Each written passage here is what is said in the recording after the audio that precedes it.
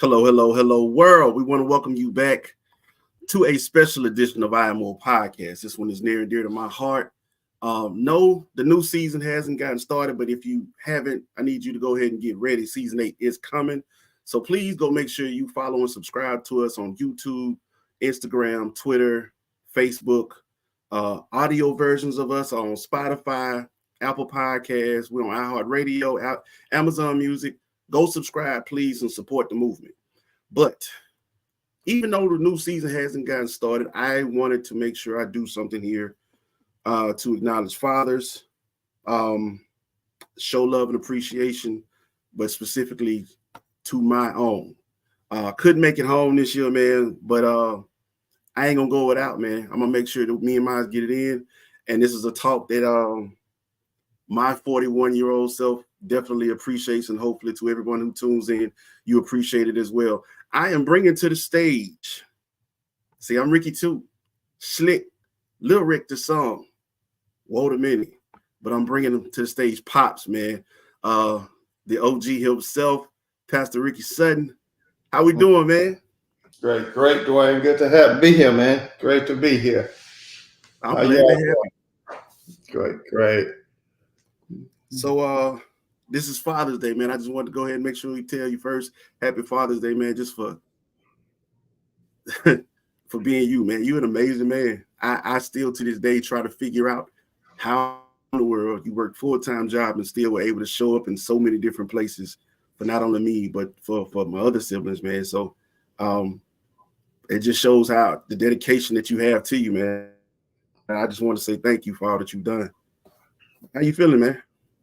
I'm doing great, man. Had a great day at church, a great meal, awesome meal. I told someone if it was my last supper, the meal I had today is one I would want to have, man. Your mom cooked a beautiful meal, so I didn't want to go out to a restaurant, but I wanted my cornbread, butter beans, fried fish, chicken, and just name it. It was a fried okra. Great meal today. That's that down south love right there. There you go. Shout out to Mom. She always come through clutch. I brought you on here today. I ain't gonna hold you long, man. I know you have had a long, busy day. But I definitely wanted to have a conversation with you, man, because I know this parenting thing. Again, I always tell people parenting is not for the weak. Mm-hmm. But I wanted to get into your journey of fatherhood, because I know things for you got started. I know some would say early, but you were 20 when you had. Yeah, 20. I was 20 years old. Mm-hmm. I sure was. And your mom, so we was talking about that a couple of days ago. My grandson, Jaden, and her, we was down on the coast at a seminar down there, and his dad brought him back over from New Orleans, and we walked the beaches down there, and went out for lunch, and we had a conversation about that. I was 20, she was 19, we got married, and he looked at us like we was crazy, but and like I shared with him then, and we shared with him that we were a mature 20-year-old because of what we had been through as children. We've always been we were raised to work. We was always raised to find a way to provide for ourselves. Our parents taught us about working hard, and I personally have been working since I was 12 years old. I got my first job and providing for myself. I came from a family of 11, and we couldn't just sit around and have everything given to us. We were taught to go out and work for what we wanted, and that's what we did. I actually started at 12 years old working in a hayfield with a man. Wade Bryant was his name, and he was like a mentor to me. And yes, sir. Shout out to me. Yeah. And from there, he taught me how to drive a tractor, and I worked on a farm with him and drove his trucks. I was 15 years old, and don't tell nobody, but I was driving log trucks and everything else. But he taught me everything. He taught me the value of working. and that's what actually I bought my first car when I was 15 years old. I bought my first vehicle, 1963 Chevrolet Impala. Worked all summer long to have it, and so we both of us have always believed in working hard, providing for ourselves, and that's what we've done. To when we got married at 20, we were sophomores in college, going into our junior year, and like I was said, just going to talk about that transition. Yeah, that transition. You got this transition right here. Yep, that's us, and that's Big D. That's Big D. I think we were about 21 or so right there when that picture was taken, and yeah, it was a challenge, but it was. If I had a chance to do it all over again, I'd do the same thing, Dwayne. I really would, because I enjoyed those days. I enjoyed being a father, because it's not. Fatherhood is not something that you take lightly. You have responsibilities, and I just accepted those responsibilities. Prayed, trusted God. That's when during the time when I'd given my life to Christ and began to follow Him, and He just began to open up doors for me. And so, now, Pop, I want to ask you that because you became a minister that was 82 as well, right? I became a minister in 84. 84. In 84, I was actually, I'll never forget that. I was, like I said, I was on the football team. We had been traveling. I'll never forget, I was over in Auburn. We played Bo Jackson. You might remember him. He was a freshman. Oh, yeah.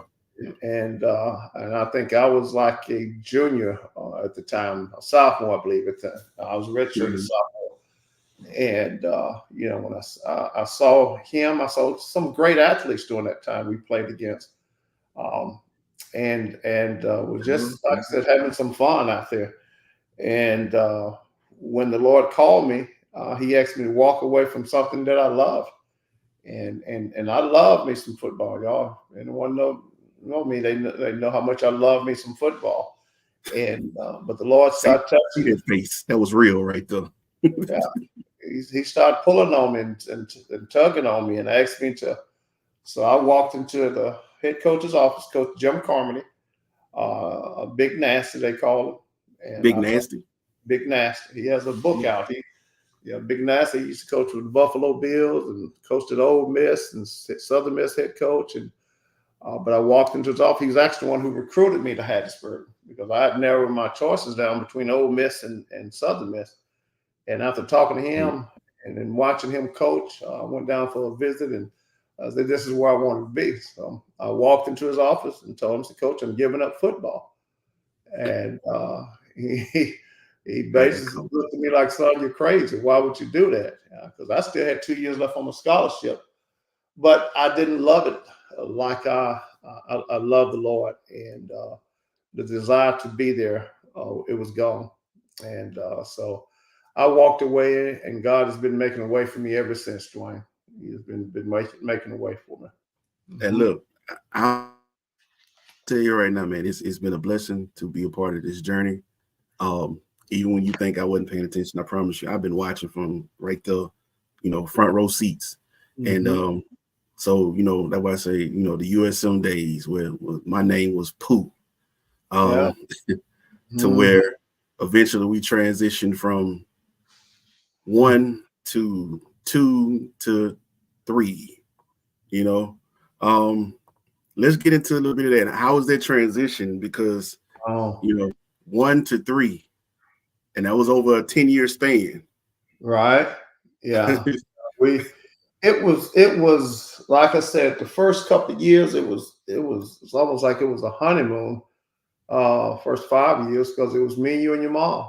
And then, of course, like you said, we had an apartment right off campus, and it was like you were so popular with all the students on campus that they all knew you, and they was all trying to, want to keep you, and they was coming to get you, and your Aunt Binky, you and her hung out.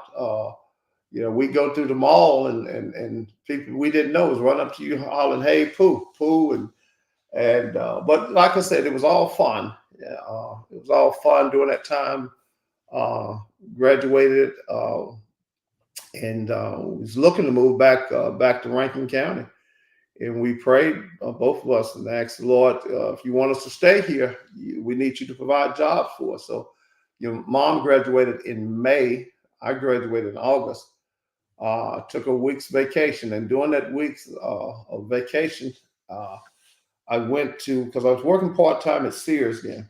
And during that time, I went to the employment office and just to fill out an application. And a friend of ours, Pastor Hector, he told me to try there, just go there. So I went there, and the lady interviewed me. She looked at my application. The first thing came out of her mouth, even after she spoke to me, introduced herself. The first thing came out of her mouth was, "How would you like to work here?" And I said, "Excuse me." She said, "How would you like to work here?" She said, "We have an opening." And so I said yes. And within a few days, I was working for the state of Mississippi, the Mississippi State Employment Security Commission. The night I got my job, your mom got her job working for an attorney. And like I say, we'd pray, say, "Lord, if you want us to stay here, let us stay here." And we stayed in Harrisburg for the next 25 years. But along with that, a year later, we decided by faith that we built our first home there. And in the midst of building that first home, that's when our second child came along, your sister Candace. And because just before we completed that home, she was born. And so it went, from that 5 years later, your sister Carmen came along and stayed at home. And I think by that time I had started a second job. My second job, I went to work for the television station, at WDAM television, in advertising sales. And I stayed there for 17 and a half years until it was time for us to come back home. But it was a challenge. It was a challenge in the sense of the Lord was doing some things through us. And we didn't recognize what he was doing, because right after Candace was born, the second child, your mom lost a job. So we had a new car, a new house, and a new baby, and one income. And God made us trust him. And but we didn't know at the time what he was doing was preparing her to open up. We opened up a daycare through the church, and that daycare became a high school. It eventually went all the way up, called After Christian Center, and went all the way up to a high school. But that was just a part of the Lord's plan. So, but like I said, three kids kept you guys in sports, running here and running there. It was always a challenge, but we enjoyed it, really did. Mm-hmm. And before we go any further, man, I definitely want to give a shout out to my siblings, man. Candace, Carmen, love y'all, man. And I want to do something real quick, because this is where I know anybody who ever analyzed from the outside looking in our life, it probably felt like I grew up fast. But I grew up because I saw a man that I admired, I almost idolized. Like, I saw him step in and do something amazing. We suffered a family tragedy where you lost one of your siblings, Aunt Barbie, and then the unit of 5 grew to 8. Mm-hmm. And that to me was amazing. But it also was like, yo, you need to help out whatever way you can. So this right here, this photo is epic for me always. Mm-hmm. I know that wasn't a natural family, but it was definitely, it's blood, but it's a God-built family. Right. And I just want you to just get into that just a little bit. What was it like making transition? Because it takes an amazing person to really step in and say, I'm going to help raise kids that aren't directly mine. Mm-hmm. I love them like that. Well, you have to go back to the relationship that we had as kids growing up, and as my mother, my father, and my 11 brothers and sisters, we'd always been close. We'd always, been there to defend each other, fight for each other, encourage each other. Um, and the night before my sister was killed, the day before she was killed, we had a conversation, and she called me and told me. She said, I've had this dream, same dream twice, and she said, in the dream, I see our dad holding up a dead snake, and she asked me, what does it mean? And I told her, I said, Bobby, I think there's a sign that God or Dad is trying to tell you to be careful out there. There's some danger out there for you.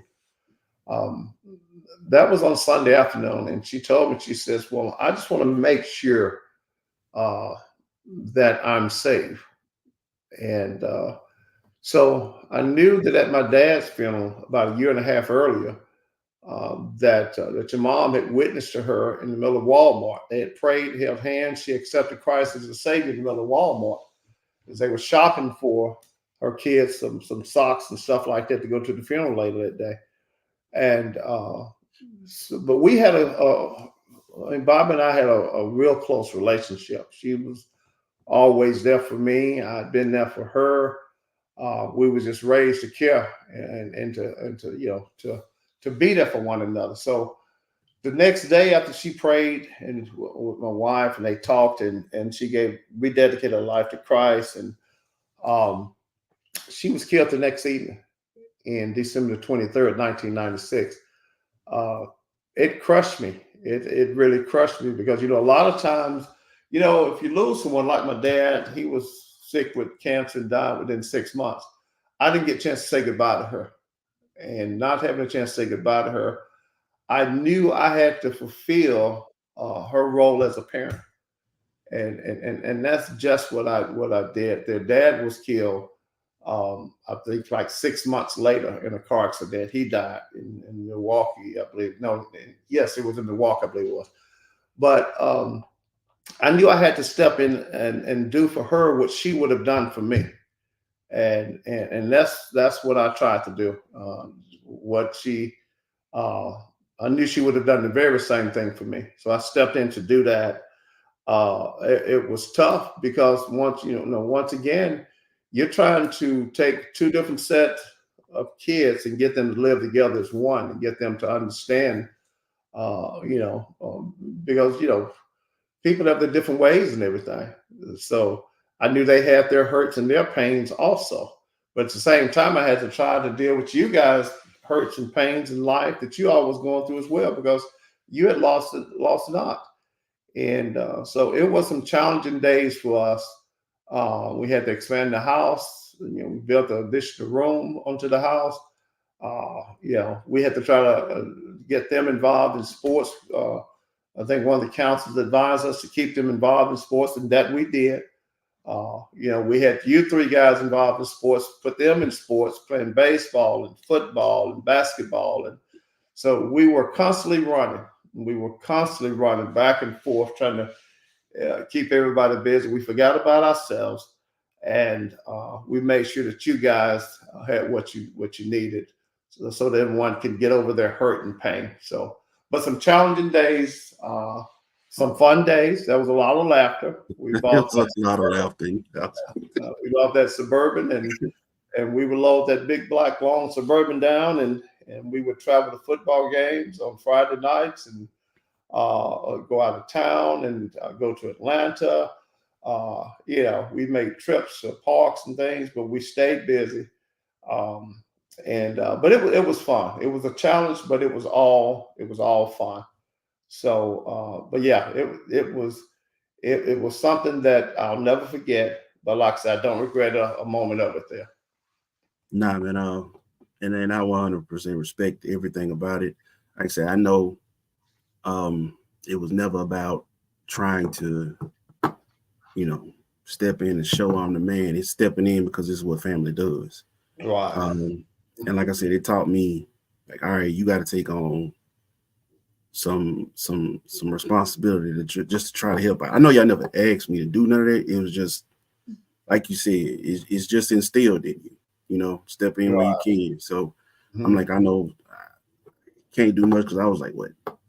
When I started trying to work, I think it was cutting grass and I was Mm-hmm. around 12, 13 years old. By the time I was 14, I bought my first expensive pair of shoes, which I learned the hard way. Never do that again. Mm-hmm. But by Yeah. 15, I mean, like we was buying our own clothes and like, hey, we'll take care of our school clothes. And like we was trying to do that. Because again, I know that the load that y'all also shout out, man, again, Hattiesburg, Mississippi, Pop's Pizza Mm-hmm. was established at that time as well. And, you know, funds for the house, funds for a business. I know we were stretching.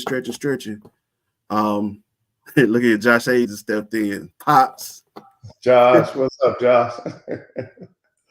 but Love. uh, but But yeah, yeah, man, but we yeah, had a great it time. was it was a challenge, Dwayne. But like I said, those there was a lot of good things, good times came out of those days, and I'll never forget those days. But like I said, life has a way of making you stronger. And a lot of time when we go through challenges like that, they're designed to help us and to grow us. That's how God grows us with trials and challenges. That's how God will build our faith and so He allows some of these things to happen that we may grow from it. And that's what I believe that we did. We grew from those experiences there. And because one thing, if you just if you have love will help you overcome a whole lot of things. Love will push you to go when you feel like quitting, and I think that's just what it was. Love kind of encouraged us and pushed us to go to hang in there even when we got tired sometimes, because we really, your mom and I really didn't have a lot of time for each other. We made time for everybody else but ourselves, and like I said, we was continuing to work. We were continuing to keep you guys involved in sports and everything you all needed, trying to help everybody reach their potential. But at the same time, we kind of put ourselves on the back burner there. But it was fun. Like I said, it served its purpose. It grew us, it developed us, and I don't regret it. There, don't regret it. Mm-hmm. Listen, we're gonna talk since we're talking about building, the upbringing and what really creates things. We're gonna pause right here. We're gonna take a quick commercial break. Y'all stay with us. Give us about a minute and a half. We'll be right back here on IMO Podcast on BWNC Radio. Stay right there. We'll be right back. Are you a content creator looking for a space to create and elevate your brand? Well, look no further. The Core Queen Podcast Studios is now open. Core Queen Podcast Studios offers spaces for content creators to record or to live stream their podcasts. Whether you're an aspiring creator or you're a seasoned vet, the Core Queen Podcast Studios is here for all your content creator needs. Visit CoreQueenPodcastStudio.com for more info. That's CoreQueenPodcastStudio.com today. Welcome to an experience with All That Jazz Entertainment House, where you get great customer service, great establishment, great leadership, great staff.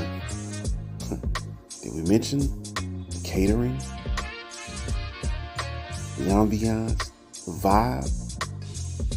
All of this stems with great cocktails, great mixes, great mixologists, with a great leader. All That Jazz Entertainment House. Contact Randy Glover for booking. All right, we are back here on IMO Podcast. It's whoa, I got Pops in the building with me, man, and I'm grateful to have him here. Let's backtrack for just a second, Pops. Again, also before we go there, shout out to BWNC Radio for having us on the platform. If you say you support your people, do just that. Don't talk about it, be about it. Go and download the BWNC Radio. That's Black with No Chaser. Go download that free app. Come for the podcast. Stay for some dope music. Shout out to CJ Lawrence for providing that platform as well. Now, let's get into the real core, the strength of you, the makings of Ricky Sutton. I know behind every they say is a great woman. There's also a great man who represents, who you are. And this man right here. Mm-hmm. Yeah. That's daddy right there, man. AJ Sutton. Tell me a little bit about Papa. My dad was he was a strong man. He was a hard-working man. I believe he was the oldest of 10 kids. He quit school in the 8th grade. No, he was in the 10th grade. He quit school because he had to go to work to save his family property. And because they were about to lose it because of some funds, I believe, that was owed on it. But he quit work. He sacrificed himself to help save the farm or the property there. And he grew up early. And like I said, he believed in working. He believed in working hard. He taught us how to work. He was tough on us, and I thank God for that every day. That he was, he meant what he said and said just what he meant. And your word was your word, and that's what we learned from him. That's what I think what we got a lot of our core values from. And uh, I remember the night before I got married. We had a conversation, and I was telling him, hey, Dad, I'm going to get this. I'm going to do this here. I'm going to buy this here. Get me a color. Telling him, blah, blah, blah. He said, Ricky, you've grown now. He said, but let me give you some advice. He said, just slow down. Take it easy. And I said to myself, oh, this old man, he don't know what he's talking about. But about 6 months later, I called him back and I apologized. And I said, Dad, I want to say thank you because everything you advised me to do, I should have listened, and you were right. And, man, what I wouldn't give now to be able to have a conversation with him because he gave great advice. He gave great advice. And that's why I wish more kids today would listen to their fathers because, fathers, they give. When, like I said earlier, when you love someone, it motivates you to do things. Fathers, a good father is one that does things not for something in return, but what they do it because they love you, their child. And he taught me how to love. He taught me, like I said, how to work hard. He taught me how to be respectful. Like I said, he's the core of me. He's my foundation. And like I said, I love him. I love him, and I thank God for the 32 years I got to spend with him. He died when I was 32 years old, and it was a tough time for me. But like I said, he got sick. I took him to the hospital. I was in Hattiesburg. I got a call that he wasn't feeling well. I left night service and drove up in my brother and I, Dallas. We took him to the hospital, and he stayed there for about 3 or 4 months before he came out. And I was back and forth from Hattiesburg, every weekend it seemed like. And I'd load you guys up, and we'd head up there Friday nights. I'd stay at the hospital with him Friday nights, Saturday nights. Sunday morning, I'd be back in Hattiesburg for church service. And we'd start all over again. But I was there for him. Yep. And like I said, he checked in on a hospital on December the 31st, and he died on May 28th. But during that time, like I said, a week before he died, I got a chance to talk to him once again about his love and relationship with Christ. And I know that I will see him again. I know I will see him again. So, but anyway, yeah, he's my foundation. He's my rock. And I thank God for the years he gave me with him there.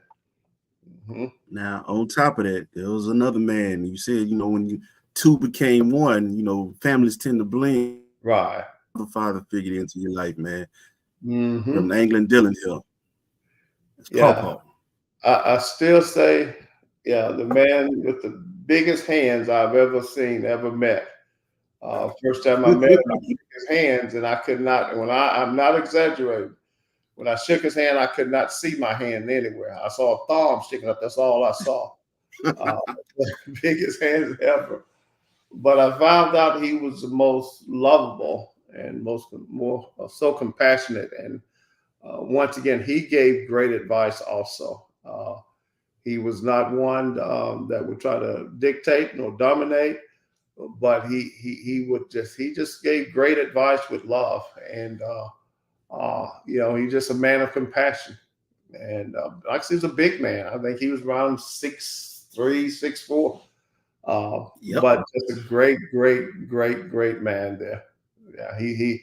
I'll never forget that. Like I graduated from Southern Miss, and it was on a Thursday night, I believe, and I think it was him and your auntie Easter.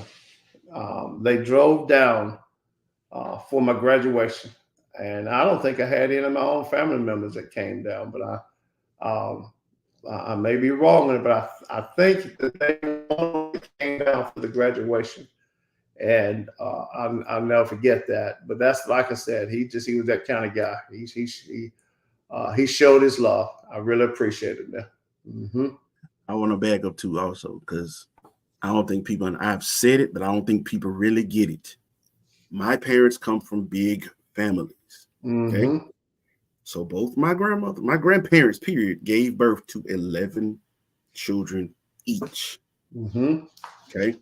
So I think you're in the middle? Yeah, I'm like the middle child. I'm number 6, I think it is. Along. How was that growing up for you? How was that growing up? I had protection because I had sisters that could fight and would fight and did fight. I had a brother, 2 older brothers, especially an oldest brother who I knew or I felt that, I didn't worry about anything. If I needed him, he was there for me. And then I had a couple of brothers below me that I had to kind of watch over them as they grew up. So what was done for me, I did for them. And but we were there, it was always that protection that was there for one another. And we stood by one another. And if we needed one, we was there. And then we'd fight amongst ourselves.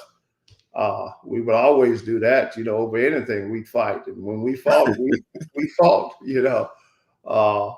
but at the same time, we didn't allow anybody else to mess with us.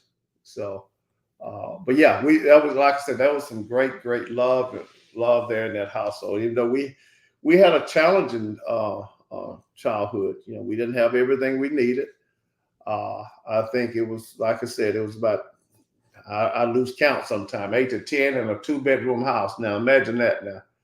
And we shared beds, 3 in one bed, and 3 boys. And this is a 1 bedroom. I'll never forget this. We had 3 boys in 1 bedroom, 1 bed, 3 girls, and another one. And then we had a boy and a girl in a rollaway bed at the foot of down there. And so if you had to get up to go to the bathroom, they had to get up and complain and roll the bed out the way. And but we didn't have air conditioning back then. We did not have air conditioning. So you imagine those summer nights, and I was in the bed with the 3 boys, and I slept in the middle.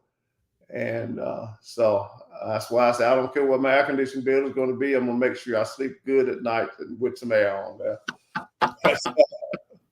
But yeah, it was a challenge. It was a real challenge. But like I said, we found our own entertainment. We played baseball. We go out there and we get a stick and we get an old ball. We played football outside. Time wasn't spent in the house. We got out and we played. We had fun. We was constantly having fun. Mm-hmm. Leanne say, let my brother tell her he felt invisible and he didn't have enough photos as a baby. Is that true? He was number 3 of 5. You weren't the spoiled one, were you? Who, me? Yeah. No one was spoiled. No one was. He's got a little kid you can't spoil. You can't. No, see, you had to learn to get in there. We take one watermelon and we cut that watermelon in about 12, 13 slices. And you got yours, and that was it. We had a pack of hot dogs, had 8 in it. You better be there on time, or you wouldn't get no hot dogs that night. I'm serious. I think they had 10 of them in there, but they only had 8 buns in the hot dog buns. So yeah. I had to get a piece of what was it, light bread. Yep. but like I said, we grew a lot of our own food. We never went hungry. That's the bottom line. We never went hungry. Mm-hmm. That's love right there, man. I got to definitely send love right now to Miss Anna Mae. Mm-hmm. Yep. Can you hear me? Okay, Miss Rosalie, God bless you. God bless them both.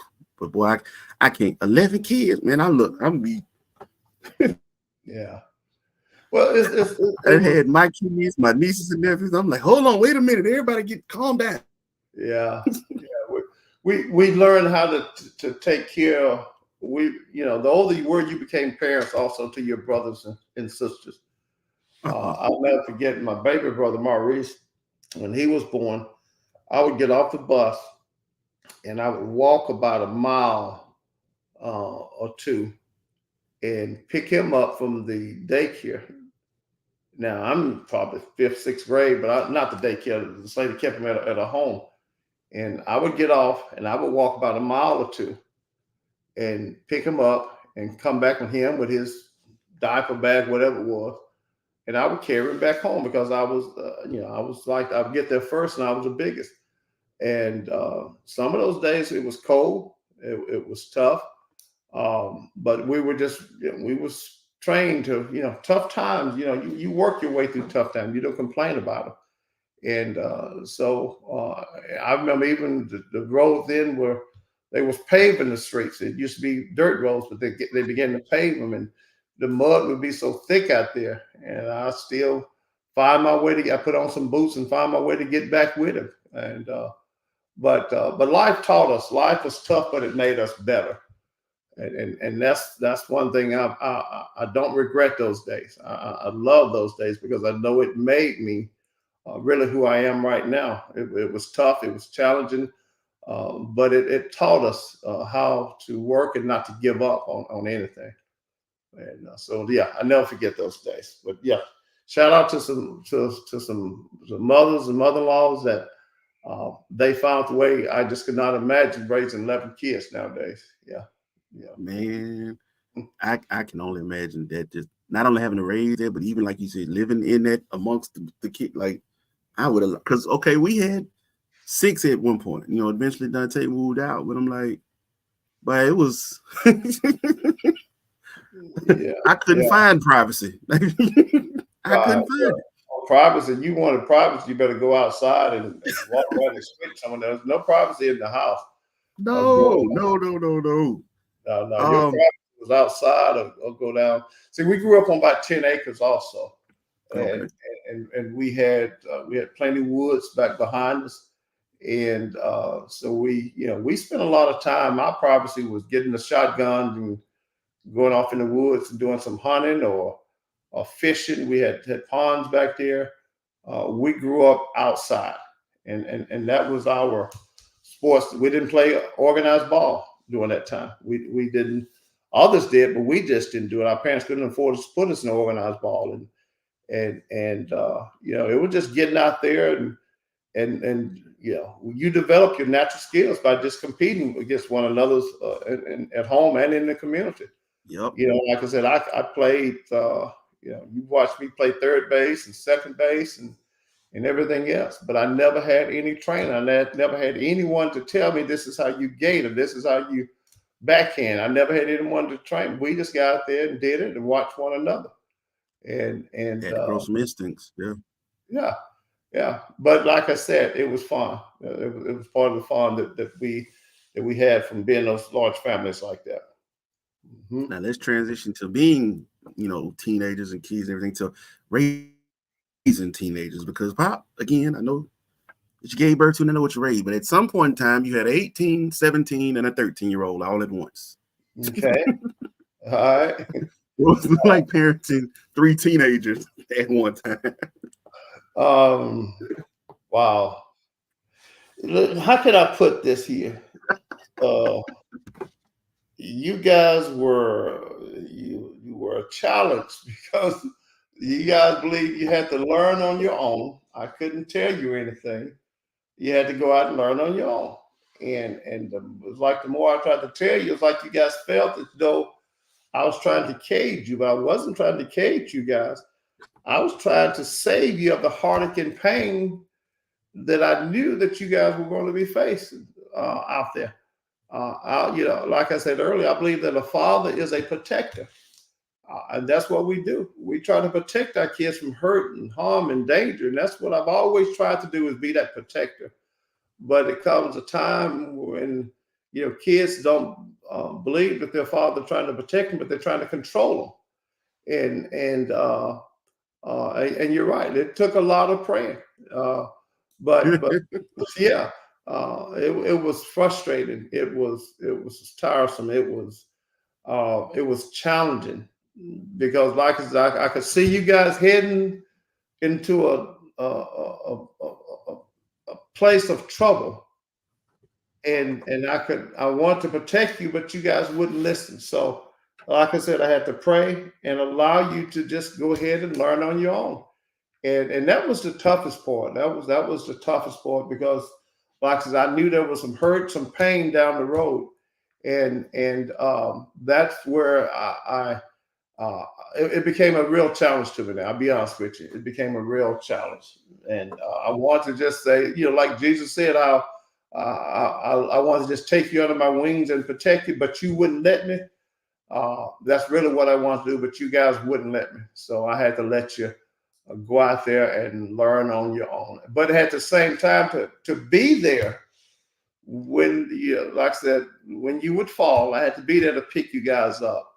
And that's, like I said, even today, I know that as a parent, that's still what we do. You can't tell your kids exactly, you can't make them, but you can advise them nowadays. And I say to all kids, listen to your parents, because they're not trying to dictate to you. They're trying to save you from some hurt and some pain that they see, that they've been through, that they've experienced themselves. And that's what those days were. Those were some painful days. Yeah. I hope my kids watching. No, I didn't had to make that call myself. Pop, I know you told me, man. I should have listened. I didn't had to eat crow on a little bit of that, man. But it was because I got two of them now. Boy just turned 15, and Purple Shield, she turned 15 in September. So 10th grade, and they talk like they know, and that they don't have a clue. I've even found myself saying some stuff that I hadn't heard you. Will you just think? Just use your brain. Think about what you're saying before. I said it, and I said, man, nah, I remember Pop saying it to me, because I just swore up and down I knew. Yeah. And in order to realize you don't know nothing, I tell them that's the difference. That's the real way to recognize a wise man. A wise man knows that he knows nothing. It's like I told you about my dad when I told him the night before I got married, how I told him I was going to do this and do that and buy this, and then he told me to slow down. So, and I said to myself, I said, this old man don't know what he's talking about. He's stuck in his old ways. I know more than he knows, and I had to come back later and apologize to him and tell him he was right. But I still remember him saying, okay. And he gave me that advice, and he left it there. And that's what I try to do today. I'll put the advice out there.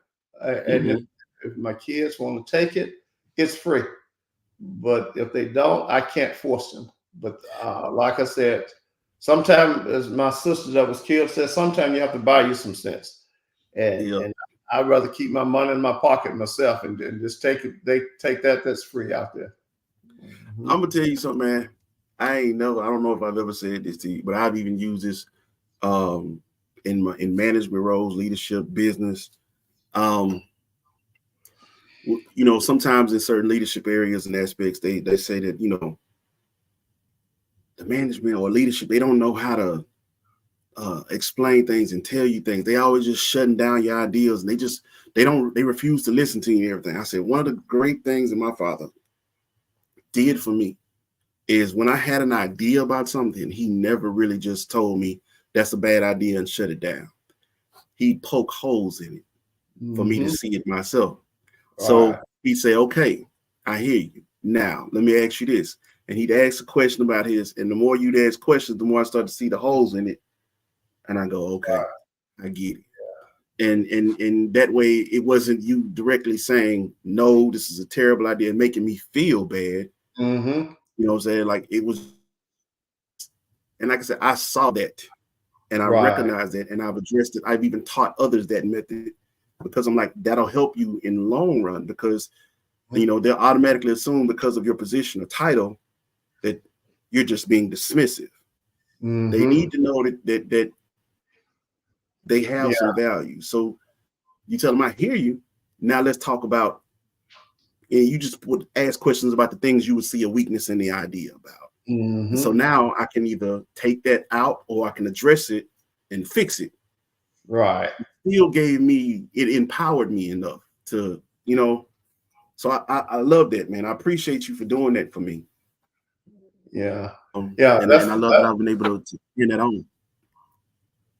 Yeah, that's a part of helping a child to understand, you know, helping them to see in the future. Because like I said, if the idea comes from them, they're more apt to accept it than if it comes from the parent. Right. So you have to try to get them to see the overall picture. You have to get them to try to fill in the blank sometime. And like I said, they will be more willing to accept it like that. But yeah, you guys were challenged, man. I'm not gonna say it was easy. But yeah, from learning how to drive and everything else, man, it was a challenge because once again, we are trained as parents to protect our kids. You know, from the smallest, from when you start walking, you know, we're there to help you and to keep you from stumbling and falling. And that's what we do. We you know, because we love you, we try to protect you and we try to shield you. And the older you get doesn't mean that love and that protection dies. We have to transition from being there to hold your hand, but try to teach you how to walk on your own. And it's not always that easy to do. But yeah, parenting is a challenge. It's really, and nowadays I can only imagine, you know, parenting a teenager because there's so many other things out there that will influence your child. And I think that's part of the problem. It's definitely part of the problem. You put what you into them, what you know, and then you go out and others will try to change and rearrange that. And they have sometimes more influence over your teen's life than you do. And it's not even just others. Like I said, when we grew up, the internet was just coming out. You know, computers were just now starting to build the technology to get things going. Like I said, we had dial-up and things that, you know, so we were at the beginning stages of internet age. But now it's to a point where these kids get devices so early, they trust Google more than they trust the parents. And that's why I've told parents, don't go search your child's web history. Go search the Google search. And you'll find out what your child has a bunch of questions about, things that they may not be comfortable talking to you about. And they don't understand sources. So the first thing that they read, they automatically assume is the truth rather than, you know, oh, well, this ain't a credible outlet. They don't know nothing about that. And that's like planting little seeds of poison in these kids' heads. And that if you don't know it's there, it's growing. And it's misinformation that's going to guide them in the wrong direction. So it's outside sources, it's internet connection, it's a challenge. It's a challenge beyond a challenge when it comes down to it. Because it's like, man, this is a whole nother ball game, and there's no instructions to this. You just try your best. But speaking of my kids, we're gonna pause and we're gonna come back into your latest transition, we'll say. But we're gonna pause and take a quick break here on I Am More Podcast. 1 more minute, people. 1 more minute. Don't go nowhere. Come back. We're gonna put a pretty bow on this thing, wrap this thing on up. Y'all stay with us, all right? It's me and Pops on I Am More Podcast on BWNC Radio.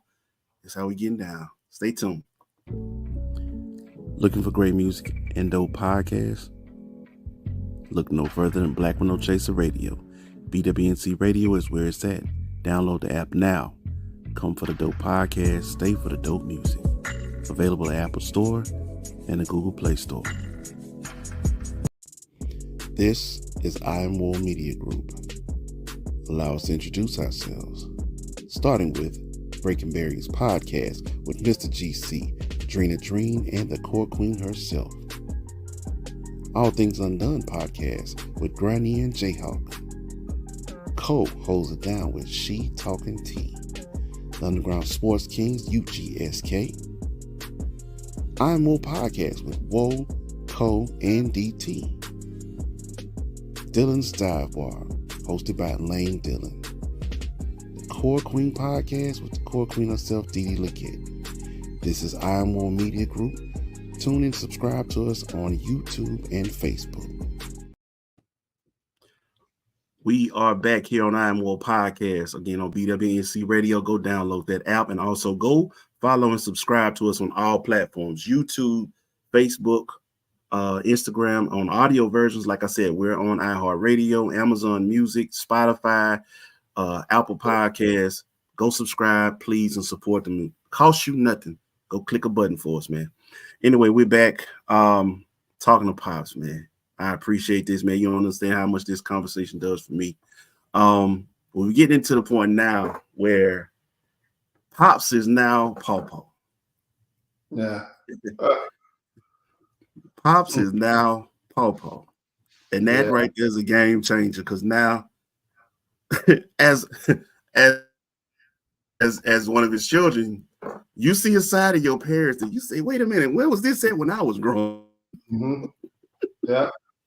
Yeah. Oh my God. But anyway, man. You get to see all of it, man. So we got 5 now, right? Uh-huh. We got 5, and everything got kicked off with OJ and Isaiah. Yeah. Yeah. OJ Book, man. Tell us a little bit about you and J Bug's relationship. Jay, you know, I and not just Jaden, but it's something about the relationship of the grandkids to where there's a different kind of love. They're like I say, I can't explain it. Some have said it's because grandkids leave and go home at the end of the day of the night. But just Jay, he was the first. We spent a lot of time. He took me back to you actually, spending some time doing some things, teaching him how to cut grass, riding a zero turn, and I just watched him grow up. And but it's the love between your grandkids is different than your kids. Let's just be honest. People talk about all it's real. I can't really explain it. I just me personally, I just know how I am. I don't know. I just don't mess with the grand. That's just me. Something happened, something come over me, and I can't explain it, Dwayne. I cannot explain it. All I know is that you got vast. Yeah, there's a love. You're investing. I just think about when you invest and you're all walking to school together. I've watched Jaden leave and go to school, his first day at school. But yeah, that's just a different love there, man. That's just a different love. But you go through those years again. I find myself, doing it all over again, trying to train and to teach and to encourage and getting your children or grandchildren to trust you. Because like I said, there's so much danger out there now. When you was a child, you could not imagine the danger that's out there right now. I know we were with your mom down in the conference this past week on the coast, and I don't know, she was telling me about the instructor was talking about the challenges that these teenagers face, and with this vaping industry right now. There's so much stuff out there. They're putting so much stuff that our kid has so much easy access to. Mm-hmm. Have no idea that the threats and challenges out there that they're facing right now. And I just say, parents, as you better take stock. You better know what's going on in your child's life and know who they're hanging out with, where they at all times. Because I'm telling you, there's so much danger out there. Yeah, I was watching a show the other day on television, and it was a little girl walking down a long country road. And I thought about how we used to do that grow up. I was telling you how I used to walk and get my baby brother, pick him up from the babysitter. But we used to walk down long country roads like that and didn't fear anything. Man, I'd be afraid for my kids to walk to the mailbox now. The grandkids walk to the mailbox now. If only So, you knew. yeah, there's so much much Mr. Gaddy's. pedophiles. Say what now? We used to walk to Mr. Gaddy's. Yeah, I used to walk to Mr. Gaddy's, cut through the woods Mr. and Gaddy's, walk down to what's the grocery store the down old there? Sunflower and Becker's, go get candy. Right. Yeah. But we knew things were, it was safe doing that. But now you can't. Yeah, you better know where your children at all times and who they're with, and if they leave, you better know whoever they leave with, who they're gonna take around. Yeah, you have to, and your kids they have to understand that, and there's so much danger out there right now. That's what. So we had recently a situation back in February. There was a school shooting at Purple School, and so for instance, like I told you, these kids have access to all these internet devices and can social media apps and everything. And I try to manage and used to have the little app to control who could go where and do what, but then they get a certain age and the app ages them out. So I tried to have you can't get on social media until me and your mothers give you the green light. Right. Man, I'm finding these kids out here creating all kinds of different email addresses just to sneak and create and do what they want to do. Right. So again, you want to take the devices, but you realize, like I said, when the school shooting went down, I'm grateful to the Most High that Purple had her phone.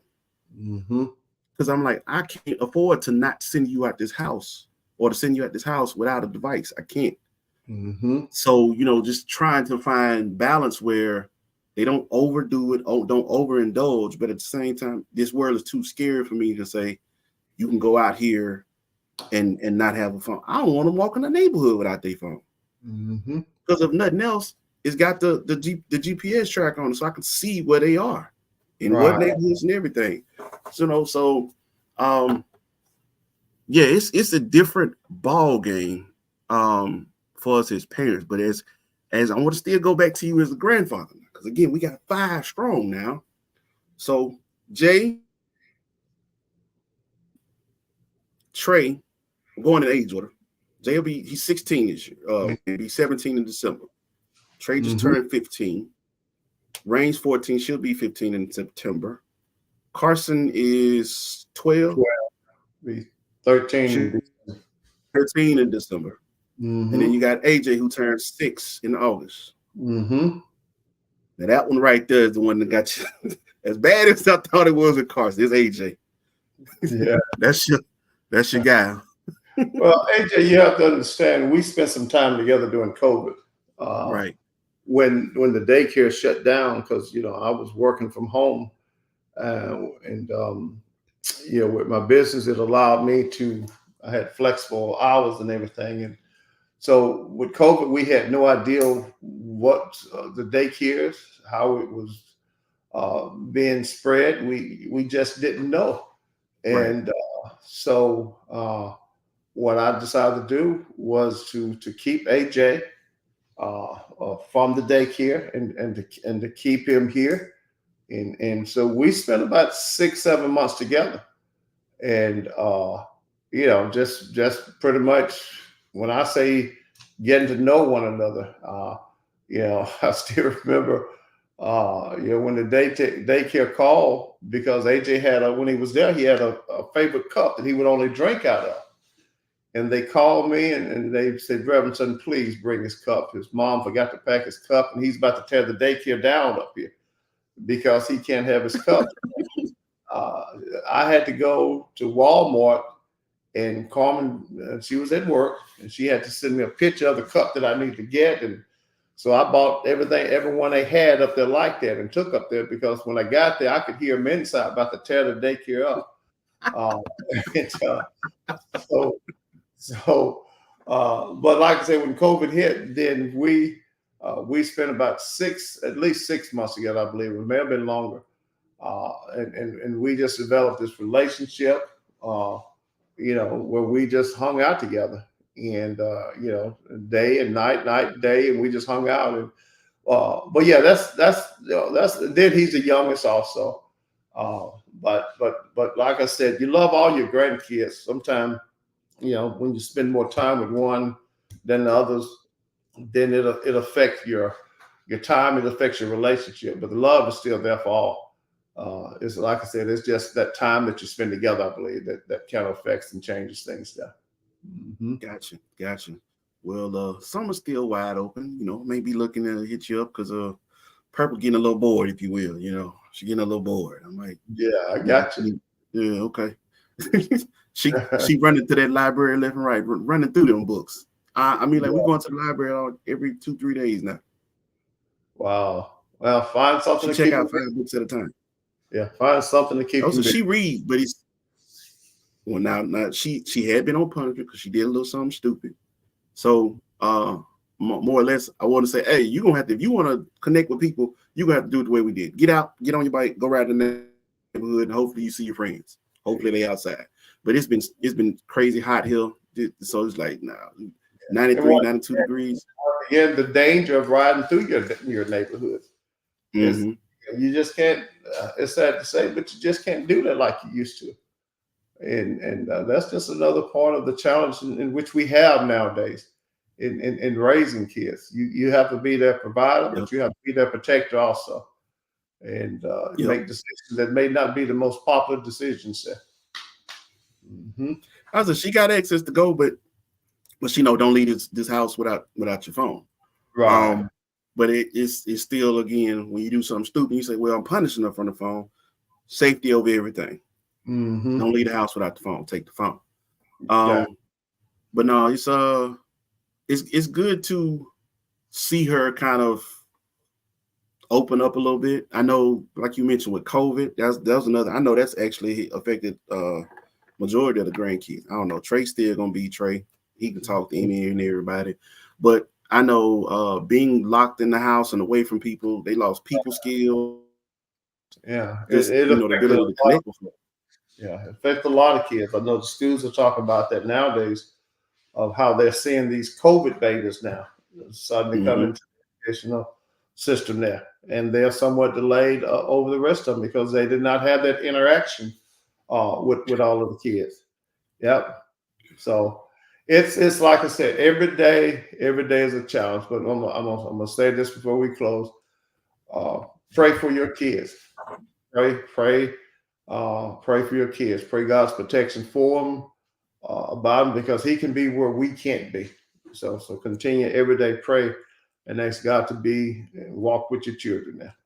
Before we wrap it up, I'm gonna do one more thing, and I want you to tell me exactly what pops in your head when you see this. Okay. Wow! Like, where did all this come from?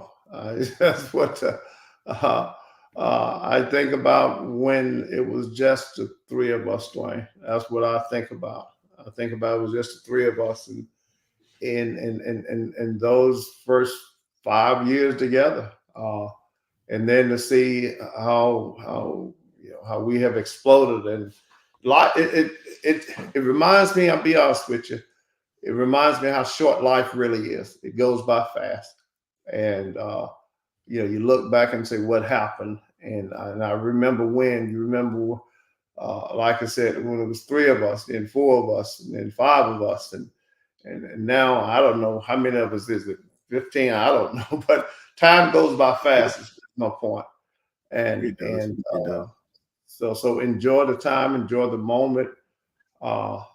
Because you can't go back and get it. You better enjoy what you have right now. Yeah, that's what I think about when I see that. Mm-hmm. I appreciate this time, and I appreciate those words and the wisdom, man. Look here, there go Jesse Bridges. You remember Jesse? Jesse, how you doing, man? Yeah. See you, Jesse. Yeah. Good to see you. Yeah. But no, man, we appreciate you coming through. Shout out, man. Frog came through, man. Uncle Willie. Yeah. That's the boy who, not the boy, but my boy who got me to my wedding on time when I was trying to get up 49 coming from Hattiesburg to Pearl, and my car broke down. And he came along. He told me, he said, I'm gonna trail behind you just in case something happened, because my best man, Clement Terrell, went off and left me.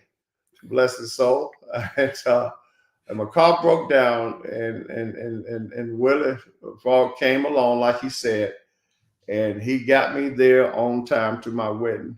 And I'll never forget him because of that. Not only did he get me there, but he gave me his car for us to travel back in, and when we left there that night.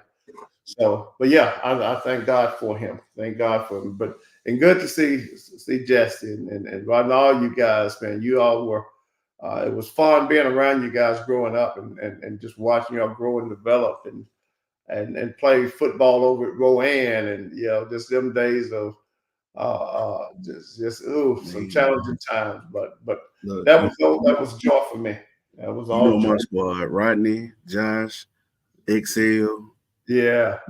I'm actually gonna probably do something, and I'm trying to get something in the making though, a bit of a reunion, if you will. Gotcha. But anyway, I'll hold off on that one.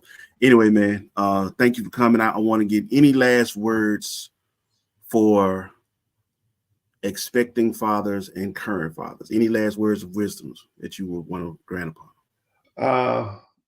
I'm gonna go back to what I said earlier. God can be where you can't be. God can do what you can't do. So trust God with your life, with your future. Trust God with your kids, and I think that's the best advice there is out there. And so, yeah, that's the best advice I have, because he did it before, he'll do it again. He did it for me, he'll do it for you. So that's my advice. That's a blessing right there, man. I appreciate that. Look at amen from Jay New. But yeah, definitely want to say thank you for coming on. I appreciate your time here. I ain't gonna hold you up no longer. I know it's been a long day. But like I said, you're more than welcome whenever to return. But again, thank you. Thank you all for tuning in and showing love. Again, this will be airing audio-wise on Spotify, iHeartRadio, Amazon Music. Matter of fact, I think YouTube Music. Go subscribe to our platforms. And again, you can rewatch this Facebook, YouTube, Twitter.